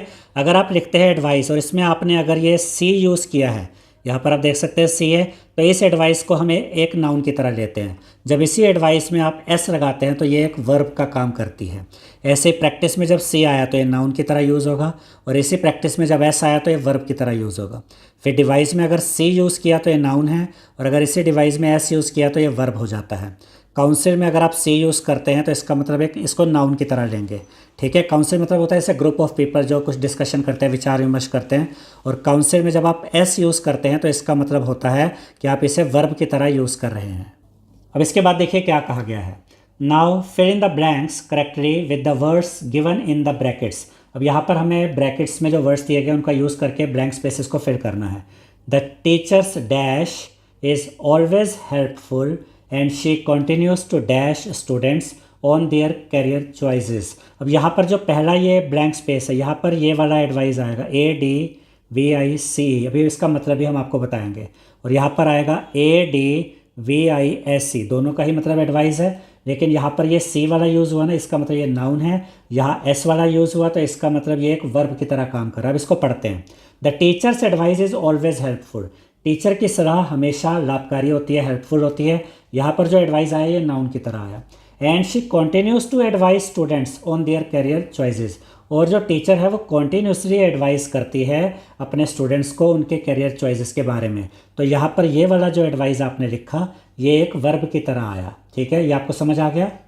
अब सेकंड पार्ट देखते हैं इसका। The musician believes that daily dash helps a lot, so she is always ready to dash her harmonium lessons. अब यहाँ पर देखिए, एक तो सी वाला प्रैक्टिस है और एक एस वाला प्रैक्टिस है। यहाँ पर आप जो प्रैक्टिस लिखेंगे वो सी वाला होगा, PRACTICE, और यहाँ पर आएगा एस वाला PRACTISE, यानी कि फर्स्ट पार्ट में ये सी वाला प्रैक्टिस, सेकंड पार्ट में एस वाला प्रैक्टिस। ठीक है, अब ध्यान से समझिए। The musician believes that the daily practice helps a lot, यानी कि जो म्यूजिशियन है वो इस बात पे विश्वास करता है कि डेली प्रैक्टिस बहुत आपकी मदद करती है। तो यहाँ जो ये सी वाला प्रैक्टिस आपने लिखा है ये नाउन का काम कर रहा है। So she is always ready to practise, इसलिए वो हमेशा प्रैक्टिस के लिए तैयार रहती है। यहाँ पर ये एस वाला प्रैक्टिस यूज़ हुआ है यानी वर्ब है। इसको दोबारा पढ़ लेते हैं। So she is always ready to practise her harmonium lessons, इसलिए वो हमेशा अपने हारमोनियम लेसन्स की प्रैक्टिस करती रहती है। तो ये वाला जो प्रैक्टिस है ये वर्ब की तरह यूज़ हुआ है। अब आगे बढ़ते हैं, थर्ड देखते हैं। The scientist uses a strange dash for experiments and plans to dash new methods for his analysis. तो यहाँ पर दो डिवाइस है, एक है सी वाला और एक है एस वाला। तो यहाँ पर ये आएगा DEVICE, ये एक नाउन की तरह यूज़ होगा। और यहाँ पर आएगा DEVISE, ये वर्ब की तरह यूज़ होगा। इसको अब ध्यान से एक बार पढ़ते हैं और समझते हैं। The scientist uses a strange device for experiments. Scientist एक स्ट्रेंज डिवाइस का मतलब यहाँ पर एक नाउन की तरह, क्योंकि सी यूज़ हुआ ना, एक उपकरण, एक इंस्ट्रूमेंट। तो साइंटिस्ट एक अजीब सा इंस्ट्रूमेंट अपने एक्सपेरिमेंट के लिए यूज़ करता है। एंड प्लान्स टू डिवाइस, यहाँ पर ये डिवाइस एक वर्ब का काम कर रहा है, ठीक है। And plans to devise new methods for his analysis, यानी कि वो नए नए मेथड्स पर विचार कर रहे हैं। यहाँ जो डिवाइस है ना ये एस वाला, इसका मतलब है वो नए नए मेथड पे चिंतन कर रहा है, विचार कर रहा है। फॉर हिज एनालिसिस यानी जो भी उसकी पढ़ाई चल रही है, जो भी वो काम कर रहा है, न्यू मेथड्स पर वो यहाँ पर एक वर्ब के रूप में आप कहेंगे, चिंतन कर रहा है, विचार कर रहा है, तो वो एस वाला डिवाइस आया। तो यहाँ पर ये डिवाइस नाउन की तरह यूज़ हुआ, यहाँ पर ये डिवाइस वर्ब की तरह यूज़ हुआ। इसके बाद आते हैं फोर्थ पार्ट पे। The village dash met to discuss issues and decided to dash the villagers on important matters। एक है सी वाला काउंसिल, एक है एस वाला काउंसिल। तो यहाँ पर आएगा सी वाला काउंसिल, COUNCIL, और यहाँ पर आएगा COUNSEL। तो ये वाला नाउन की तरह और ये वाला वर्ब की तरह। द विलेज काउंसिल का यहाँ पर जो काउंसिल का मतलब है वो है ग्रुप ऑफ पीपल, जैसे कि पंचायत वगैरह होती है, जो बड़े बुजुर्ग होते हैं, ये इकट्ठे हुए टू डिस्कस इश्यूज एंड उनको कुछ इशू डिस्कस करने के लिए इकट्ठे हुए। तो ये ग्रुप ऑफ पीपल इकट्ठा हुआ, तो यहाँ ये नाउन की तरह यूज़ हुआ। And decided to counsel the villagers on important matter, और उन्होंने डिसाइड किया कि वो गाँव वालों को कुछ इंपॉर्टेंट मैटर्स पे, कुछ ज़रूरी विषयों पर सलाह देंगे। तो यहाँ पर ये जो काउंसिल है, इसका मतलब यहाँ पर है कि वो कुछ सलाह दे रहे हैं, यानी कि वो एक वर्ब की तरह यूज़ किया गया इसको। तो ये सी वाला काउंसिल यहाँ पर नाउन की तरह है और ये एस वाला काउंसिल यहाँ पर वर्ब की तरह। तो फर्स्ट पार्ट में ये सी वाला काउंसिल, सेकंड पार्ट में एस वाला काउंसिल। अब यहाँ पर हमने क्या देखा कि सी और एस से कितना फ़र्क आया था। बोलने में एक जैसे है, जैसे कि डिवाइस, इसमें सी है, ये डिवाइस, यहाँ पर एस है, बोलने में एक जैसे है, लेकिन ये डिवाइस एक नाउन की तरह है और इसका मतलब है एक उपकरण, एक इंस्ट्रूमेंट, जबकि इस डिवाइस का मतलब है किसी बात पे चिंतन करना, विचार विमर्श करना। ऐसे हमने देखा कि काउंसिल सी वाला है तो ये नाउन की तरह यूज़ होगा। और ये है ग्रुप ऑफ एल्डर्स, यानी कि बड़े बुजुर्गों का जो ग्रुप होता है जो कुछ डिसीजन लेते हैं, इस ग्रुप को हम काउंसिल कहते हैं। यहाँ पर ऐसा आ गया तो बोलने में ये भी काउंसिल है, लेकिन इसका यहाँ पर मतलब है किसी को सलाह देना। तो सी और एस से कितना डिफरेंस आता है, अब इसी से रिलेटेड कुछ इन्फॉर्मेशन दी गई है। ये यहाँ पर कोई क्वेश्चन नहीं है बल्कि एक इन्फॉर्मेशन है, इसको ध्यान से देखिएगा। देखिए क्या कहा गया है, rate the highlighted word in the following sentence. वो हाईलाइटेड वर्ड है डिफेंस फ्रॉम द टेक्स्ट, जो कि टेक्स्ट से ही, इस चैप्टर से ही लिया गया है। Most importantly his story is a reminder of the sacrifices made by countless man and women in defence of the motherland. ये हमने चैप्टर की जब रीडिंग की थी उसमें ये पार्ट हमने पढ़ा था कि जो मेजर सोमनाथ शर्मा की स्टोरी है वो हमें याद कराती है उन बलिदानों को जो कि अनगिनत पुरुषों ने, अनगिनत महिलाओं ने दिए हैं हमारी मातृभूमि की रक्षा के लिए। तो यहाँ पे डिफेंस आपने देखा जो सी के साथ है, ठीक है। अब ध्यान से देखिए, ये जो सी है ना, अब सी की जगह अगर एस रख जाए तो क्या इसका मतलब बदलेगा? बिल्कुल नहीं। आप डिफेंस में सी यूज़ कीजिए या एस यूज़ कीजिए, कोई फ़र्क नहीं पड़ता है, इस बात को याद रखना। इसीलिए ये इन्फॉर्मेशन यहाँ दी गई है। In terms of meaning there is no difference between the two words, C वाला डिफेंस या एस वाला defence. In American English the word is spelled with an S. जब आप अमेरिकन इंग्लिश की बात करें तो उसमें डिफेंस में एस यूज़ होता है। Whereas in British English it is spelled with a C, जबकि ब्रिटिश इंग्लिश में यही डिफेंस सी के साथ यूज़ होता है। तो यहाँ पर मीनिंग में कोई फ़र्क नहीं आता, सी वाला डिफेंस लिखिए, एस वाला डिफेंस लिखिए, मतलब एक ही है। अमेरिकन इंग्लिश में एस वाला डिफेंस लिखा जाता है, ब्रिटिश इंग्लिश में सी वाला defence. Which is the preferred spelling, यानी ये प्रेफर्ड स्पेलिंग है, एक अमेरिकन इंग्लिश में एस वाला और एक ब्रिटिश इंग्लिश में सी वाला। The word has several different meanings. इस वर्ड डिफेंस के अलग अलग मीनिंग्स हैं, but it is mostly use, लेकिन ज़्यादातर जो इसका यूज़ होता है to mean the act of protecting someone और समथिंग अगेंस्ट अटैक और क्रिटिसिज्म। वैसे तो जो वर्ड है डिफेंस, इसके अलग अलग मतलब है, लेकिन इसका मेन यूज़ है वो होता है कि किसी को प्रोटेक्ट करना है किसी और से, और समथिंग अगेंस्ट अटैक और क्रिटिसिज्म, किसी पर अटैक हो रहा है उसको प्रोटेक्ट करना, किसी की आलोचना हो रही है उसको प्रोटेक्ट करना, मेन इसका यही यूज़ है। तो आप एस वाला डिफेंस यूज़ कीजिए या सी वाला डिफेंस यूज़ कीजिए, दोनों का मतलब एक ही होता है। अब इसके बाद आगे बढ़ते हैं। यहाँ पर देखिए क्या कहा गया है, read the highlighted words in the following sentences from the text. यहाँ पर हमें कुछ सेंटेंसेस दिए गए हैं और इनमें जो हाईलाइटेड वर्ड्स है, जैसे कि ये सर्व हाईलाइटेड है ना, ये वॉज, ये वर, यहाँ पर ये वॉज, यहाँ पर ये एम्बडी, ये सब हाईलाइटेड वर्ड्स का भी हमें ध्यान रखना है। अब ज़रा इन सेंटेंसेस को पढ़ते हैं। ये सभी सेंटेंसेस आपके चैप्टर में से ही लिए गए हैं। Ended with echoes of courage that serve as an inspiration. तो यहाँ पर आप सब्जेक्ट पे ध्यान दीजिए, मेन चीज़ क्या है, यहाँ पर एकोस की बात हो रही है, यानी कि प्लूरल की। तो एकोस ऑफ करेज, एकोस प्लूरल है, एक से ज़्यादा। तो जब प्लूरल होता है तो उसके साथ जब आप ये वर्ब लगाते हैं तो उसमें एस नहीं लगता है। अगर आपने टेंसेस पढ़े हुए हैं तो उसमें हमें ये समझाया जाता है कि जब प्लूरल होता है तो उसके साथ एस नहीं लगता है, जबकि सिंगुलर के साथ एस लगता है। इन्हीं चीज़ों को आपने ध्यान में रखना है।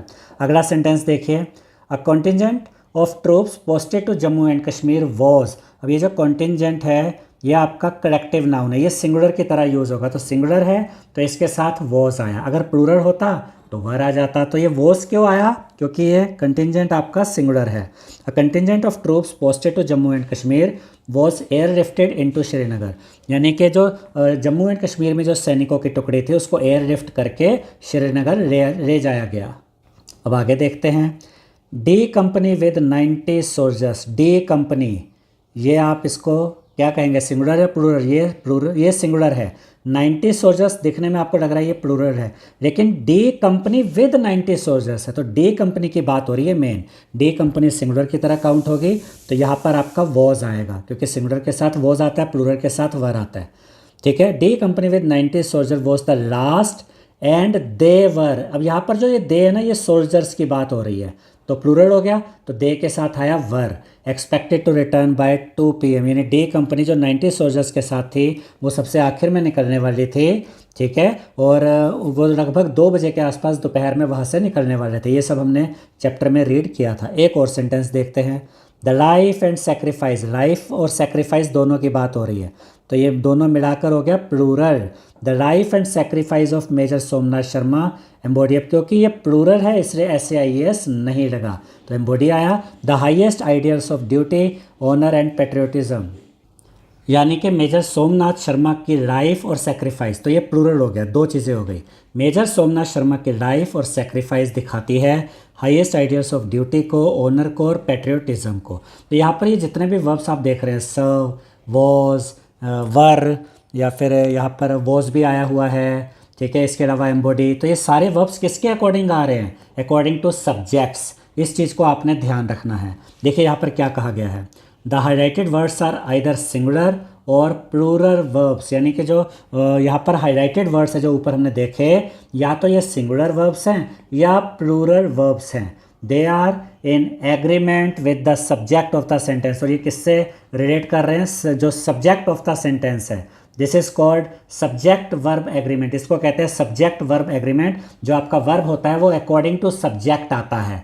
ठीक है, अब आगे देखिए, now fill in the blanks for the following sentences by choosing the correct verb given within brackets. अब यहाँ पर आपको ब्लैंक स्पेस, कुछ सेंटेंसेस दिए गए जिनमें कि ब्लैंक स्पेस है और आपको ये ब्लैंक स्पेस फिल करना है।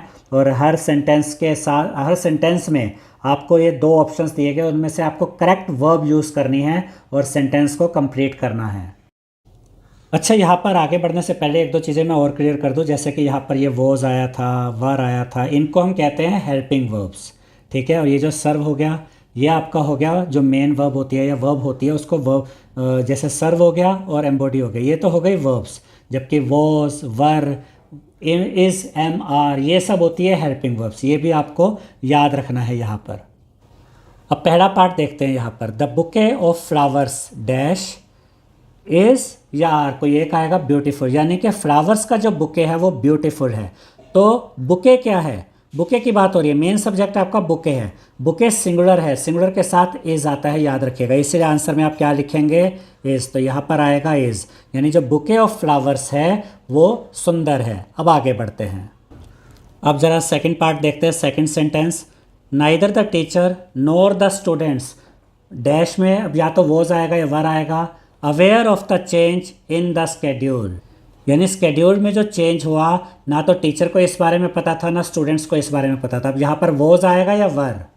अब यहाँ पर आप जो ये लेंगे ना इसको प्लूरल की तरह लेंगे, तो यहाँ पर ये आएगा वर। एक्चुअली ये ग्रामर में जब आप सीखने पर आते हैं ना तो बहुत सारी चीज़ें होती हैं जो कि आपको सीखनी होती है। जब आप नाइदर और नोर का यूज़ करते हैं तो उस समय पर आपको जो क्लोजेस्ट सब्जेक्ट होता है ना वो देखना होता है। अगर आप इस वर्ब का क्लोजेस्ट सब्जेक्ट देखेंगे, दो चीज़ें हैं, नाइदर द टीचर, एक तो टीचर की बात हो रही है और एक स्टूडेंट्स की बात हो रही है, तो जो क्लोजेस्ट सब्जेक्ट है वो स्टूडेंट्स है जो कि प्लूरल है। इसको इस तरीके से भी मतलब कहने का तरीका है कि सिखाने के तरीके अलग अलग होते हैं। तो जब आप कहते हैं neither the teacher NOR the students, तो इसको आप प्लूरल की तरह लेंगे तो प्लूरल में वॉज नहीं आता बल्कि क्या आता है, वर आता है। प्लूरल के साथ जो वर्ब आती है वो वर, जो हेल्पिंग वर्ब आती है वो वर होती है। तो यहाँ पर आप लिखेंगे वर, यानी स्केड्यूल में जो चेंज हुआ वो ना तो उसके बारे में टीचर को पता था और ना ही स्टूडेंट्स को पता था। अब आगे बढ़ते हैं। थर्ड पार्ट में देखिए क्या कहा गया है। Each of the participants dash या तो हैज़ आएगा या have submitted their projects on time, यानी हर एक पार्टिसिपेंट ने अपना प्रोजेक्ट समय पर सबमिट कर दिया, जमा करा दिया। तो जब हम कहते हैं ना ईच, तो ईच आपका सिंगुलर होता है, तो इसके साथ सिंगुलर के साथ क्या आता है, हैज़ आएगा। हैव तो आएगा नहीं, हैव तो प्लूरल के साथ आता है, तो सही आंसर है हैज़। तो यहाँ पर आप लिखेंगे हैज़। तो यहाँ पर हमने क्या देखा कि जब ईच आ गया तो ईच को सिंगुलर की तरह ही यूज़ किया जाता है, सिंगुलर सब्जेक्ट है इसलिए सिंगुलर के साथ यहाँ पर क्या आया, हैज़ आया। अब ज़रा फोर्थ देखते हैं। The data collected by the researchers dash shows आएगा या शो आएगा सिग्निफिकेंट ट्रेंड्स, यानी कि जो रिसर्चर्स के द्वारा जो डाटा कलेक्ट किया गया वो सिग्निफिकेंट ट्रेंड्स को दिखाता है। तो जब आप बात करते हैं ना डाटा की, तो डाटा प्लूरल की तरह इस्तेमाल किया जाता है। डाटा प्लूरल सब्जेक्ट है, प्लूरल के साथ तो SAIS लगेगा ही नहीं, तो ये वाला जो आपका शो है ना ये वाली वर्ब आएगी। जब प्लूरल होता है तो उसके साथ SAIS नहीं लगाते हैं और डाटा को हम कैसे लेते हैं, एज अ प्लूरल सब्जेक्ट लेते हैं। इसलिए यहाँ फिल इन द ब्लैंक्स में जो हमें ब्लैंक स्पेस फिल करना था वहाँ पर हम लिखेंगे शो, क्योंकि डाटा प्लूरल है तो इसके साथ SAIS नहीं आएगा।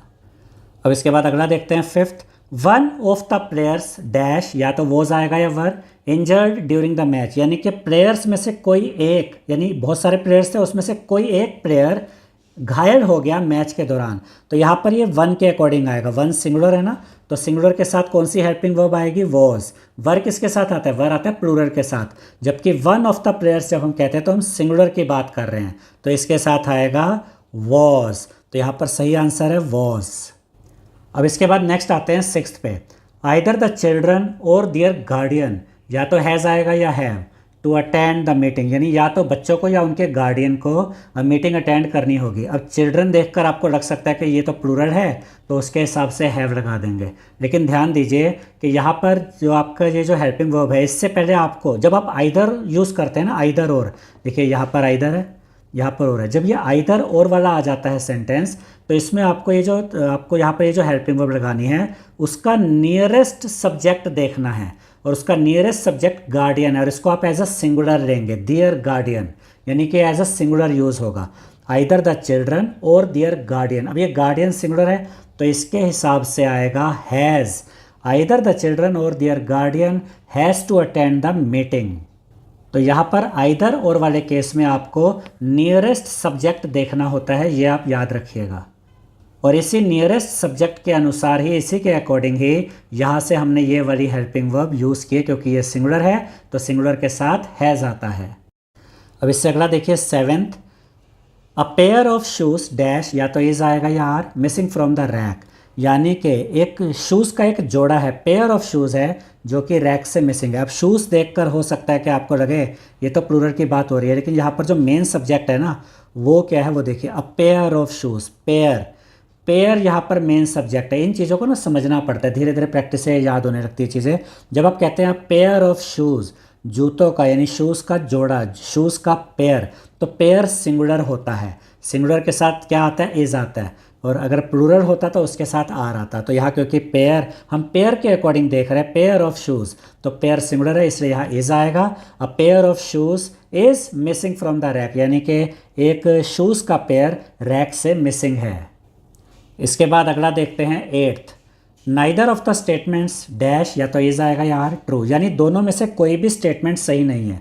जब दो चीज़ों के लिए आप एक साथ नाइदर यूज़ करते हैं ना, ठीक है, इसको कुछ लोग नीदर भी प्रोनाउंस करते हैं, कुछ नाइदर प्रोनाउंस करते हैं, तो इसको आप एज अ सिंगुलर लेते हैं, तो सिंगुलर के साथ इज आएगा। यानी कि जब भी नाइदर दो चीज़ों के लिए रेफ़र किया जाता है, नाइदर ऑफ द स्टेटमेंट्स, यानी कि दोनों में से कोई भी स्टेटमेंट्स ठीक नहीं है, जब हम दो स्टेटमेंट्स के लिए नाइदर यूज़ कर रहे हैं तो उसको एज अ सिंगुलर लेंगे, नाइदर को सिंगुलर लिया जाता है, इसीलिए यहाँ पर सिंगुलर के साथ इज़ आया है। अब इसके बाद 9th देखते हैं, the members of the jury dash, या तो हैज़ डिलीवर आएगा या हैव डिलीवर्ड आएगा, their verdict to the court, यानी ज्यूरी के जो मेंबर्स है यहाँ पर इस ये जो सब्जेक्ट है इसके अकॉर्डिंग, मेंबर्स क्या है, प्लूरल है, याद रखिएगा। The members of the jury, यानी ज्यूरी के जो मेंबर्स हैं उन्होंने अपना डिसीजन कोर्ट को बता दिया है। तो मेंबर्स प्लूरल है, प्लूरल के साथ हैज़ तो आ नहीं सकता, प्लूरल के साथ क्या आता है, हैव आता है। और यहाँ पर एक चीज़ और भी है जो आप गलती नोट कर सकते हैं, हैज़ के साथ आप डिलीवर नहीं लिख सकते क्योंकि थर्ड फॉर्म आती है, यहाँ पर हैव के साथ देखिए थर्ड फॉर्म भी है। तो मेंबर्स यानी कि प्लूरल, इसके अकॉर्डिंग हम देखेंगे प्लूरल है इसलिए हैव आएगा और हैव के साथ वर्ब की थर्ड फॉर्म आती है। तो यहाँ पर आप क्या लिखेंगे, हैव डिलीवर्ड। अब इसको कैसे पढ़ेंगे, the members of the jury have delivered their verdict to the court, यानी ज्यूरी के जो मेंबर्स हैं उन्होंने कोर्ट को अपना डिसीजन, अपना वर्डिक्ट बता दिया है। अब इसके बाद अगला तो बड़ा ही सिंपल है 10th, मैथमेटिक्स डैश, इज आएगा या are, an interesting subject for many students. यहाँ पर आपका सब्जेक्ट क्या है, मैथमेटिक्स, और मैथमेटिक्स सिंगुलर होता है इसलिए यहाँ इज आएगा। Mathematics is an interesting subject for many students, बहुत से स्टूडेंट्स के लिए मैथमेटिक्स एक इंटरेस्टिंग सब्जेक्ट होता है, इसलिए मैथमेटिक्स क्योंकि सिंगुलर है तो इसके साथ हमने लगाया इज़। अब इसके बाद हम आते हैं नेक्स्ट क्वेश्चन पे। यहाँ पर देखिए क्या कहा गया है, read the following passage and correct the incorrect usage of verbs. यहाँ पर हमें ये पैसेज पढ़ना है और हमें इसमें जो इनकरेक्ट यूज़ किया गया है वर्ब्स को उनको करेक्ट करना है। यहाँ पर बात हो रही है इस पैसेज की, जो कि यहाँ पर आप ये देख सकते हैं जो अभी हम रीड करेंगे, ठीक है। One example has been done for you, एक एग्जाम्पल हमें यहाँ करके भी दिखाया गया है। देखिए यहाँ पर क्या दिया गया है, a battalion of soldiers stand at attention as the national flag are raised. अब यहाँ पर दो गलतियाँ हैं, देखते कैसे। एक तो है बटालियन, यहाँ पर सब्जेक्ट हम देखेंगे बटालियन है, बटालियन एज अ सिंगुलर लिया जाता है, तो जब सिंगुलर है तो फिर ये स्टैंड नहीं आएगा बल्कि इसके साथ एस लगेगा, तो सही क्या होगा, अ बटालियन ऑफ सोल्जर्स स्टैंड्स, क्योंकि बटालियन जो है वो सिंगुलर है तो इसके साथ स्टैंड्स आएगा। उसके बाद at attention as the national flag are, अब नेशनल फ्लैग तो सिंगुलर है, नेशनल फ्लैग क्या है, सिंगुलर है ना, तो नेशनल फ्लैग अगर सिंगुलर है तो इसके साथ आर तो आ नहीं सकता, इसके साथ तो इज आना चाहिए, इसलिए यहाँ पर देखिए at attention as the national flag is raised. तो दो चीज़ें हमने ठीक की, स्टैंड का स्टैंड्स कर दिया और आर की जगह यहाँ पर इज लगाया है, ठीक है। ऐसे जो इनकरेक्ट यूसेज हो रहे हैं वर्ब्स के यहाँ पर आगे, वो भी हमें चेक करने हैं और उनको ठीक करना है, सही वर्ब लगानी है। अब यहाँ पर ये जरा हम पैसेज देखते हैं, each soldier salute with pride while the commander and his assistants inspects the parade, यानी कि जब कमांडर और उनके असिस्टेंट्स परेड को इंस्पेक्ट कर रहे थे तो हर एक सोल्जर ने सैल्यूट किया विद प्राइड, ठीक है। अब यहाँ पर क्या गलती है, देखिए यहाँ पर सैल्यूट नहीं आएगा बल्कि सैल्यूट्स आएगा। जब हम कहते हैं ईच सोल्जर, तो ये जो ईच है ना ये सिंगुलर को दिखाता है, तो सिंगुलर के साथ SAIS लगता है, तो सैल्यूट के स्पेलिंग है SALUT, उसके साथ S लगेगा। ईच सोल्जर सैल्यूट्स, बाकी सेम चल रहा है, with pride while the commander and his assistants. अब आगे देखिए, इंस्पेक्ट द परेड, अब यहाँ पर ये इंस्पेक्ट्स नहीं आएगा, यहाँ पर क्या आएगा, इंस्पेक्ट आएगा। क्यों, इसको भी अब हम देखते हैं कि ये इंस्पेक्ट क्यों आया। यहाँ पर देखिए, the commander and his assistants, the commander and his assistants, तो ये प्लूरल हुआ, प्लूरल के साथ SAIS नहीं लगता, तो यहाँ पर अगर आप SAIS लगाएंगे तो वो गलत हो जाएगा। तो अभी तक दो चीज़ें हम ठीक कर चुके हैं, सैल्यूट की जगह सैल्यूट्स लिखा और इंस्पेक्ट्स की जगह इंस्पेक्ट लिखा, ये दो चीज़ें यहाँ पर हमने अभी तक ठीक की हैं। और मेन चीज़ आपने यही ध्यान रखनी है, कहाँ सिंगुलर सब्जेक्ट है, यहाँ कहाँ प्लूरल सब्जेक्ट है। सिंगुलर सब्जेक्ट है तो जो वर्ब आएगी उसमें SAIS आ जाएगा, और अगर प्लूरल है तो SAIS नहीं आएगा वर्ब के साथ। अब आगे बढ़ते हैं यहाँ पर, the sound of marching feet echo through the air as a group of cadets prepare for their drill. तो यहाँ पर जो सब्जेक्ट है वो क्या है, वो है साउंड, जो कि सिंगुलर है, the sound of marching feet. तो सिंगुलर है तो इसके साथ तो एको नहीं आएगा, एकोज आना चाहिए। तो देखिए यहाँ एकोज लिखा है, the sound of marching feet, यानी जब आप साउंड की बात कर रहे हैं, मेन साउंड यहाँ सिंगुलर है तो उसके साथ SAIS आएगा इस वर्ब में, ठीक है। अब इसको यहाँ से देखते हैं एक बार, यहाँ से फिर से, the sound of marching feet, यहाँ पर हमने इसको ठीक कर लिया है, इधर यहाँ पर एकोज आ गया, through the air as a group of cadets prepare for their drill. अब यहाँ पर ध्यान से देखिएगा ज़रा, यहाँ पर है ग्रुप ऑफ कैडेट्स। जब आप ग्रुप कहते हैं ना तो ये एज अ सिंगुलर होता है, एज अ सिंगुलर इसको यूज़ किया जाता है, ग्रुप ऑफ कैडेट्स। भले कैडेट्स आप कहेंगे कि ये तो प्लूरल है, लेकिन आप ग्रुप के हिसाब से देख रहे हैं, ग्रुप ऑफ कैडेट्स मतलब एज अ सिंगुलर ले रहे हैं। तो यहाँ पर जब सिंगुलर आ गया, सब्जेक्ट आपका सिंगुलर है, उसके अकॉर्डिंग यहाँ प्रिपेयर नहीं आएगा बल्कि उसके साथ SAIS लगेगा। तो यहाँ पर आप लिखेंगे as a group of cadets prepares, क्योंकि जो ग्रुप है वो सिंगुलर है तो यहाँ पर आप प्रिपेयर्स लिखेंगे। तो ये भी हो गया फॉर देयर ड्रिल। आगे देखिए, meanwhile a convoy of military vehicles, convoy का मतलब होता है group, group of military vehicles या convoy of military vehicles pass by. अब यहाँ पास नहीं आएगा बल्कि पासेज आएगा, क्यों, देखिए, meanwhile a convoy of military vehicles. अब कॉन्वे का मतलब क्या हुआ, ग्रुप ऑफ मिलिट्री व्हीकल्स। जैसे पहले भी मैंने आपको बताया कि जब ग्रुप आ गया तो ये सिंगुलर की तरह होता है, और सिंगुलर के साथ जब आप वर्ब लगाते हैं तो उसमें SAIS लगता है। तो कॉन्वे यानी ग्रुप यानी कि सिंगुलर, तो इसके साथ पास नहीं बल्कि पासेज आएगा, ठीक है, बाय। अब आगे, drawing chairs from the gathered crowd, यानी कि तभी वहाँ से एक कॉन्वे ऑफ मिलिट्री व्हीकल्स यानी कि ग्रुप ऑफ मिलिट्री व्हीकल्स वहाँ से गुजरा, और वहाँ पर जो क्राउड इकट्ठा हुआ था, जो भीड़ इकट्ठी हुई थी, वो चीयर करने लग गए, जैसे कि शोर मचाकर, जैसे एक होता है ना सेलिब्रेट करना, कुछ इस तरीके से उन्होंने चीयर किया। आई होप स्टूडेंट्स आपको हमारा ये वीडियो पसंद आया होगा। अगर आपको हमारा ये वीडियो पसंद आया है तो इस वीडियो को लाइक करें, शेयर करें, हमारे चैनल को सब्सक्राइब करें और बेल आइकन बटन ज़रूर दबाएं, जिससे हमारी हर नई वीडियो का नोटिफिकेशन आपको मिलता रहे। Thank you.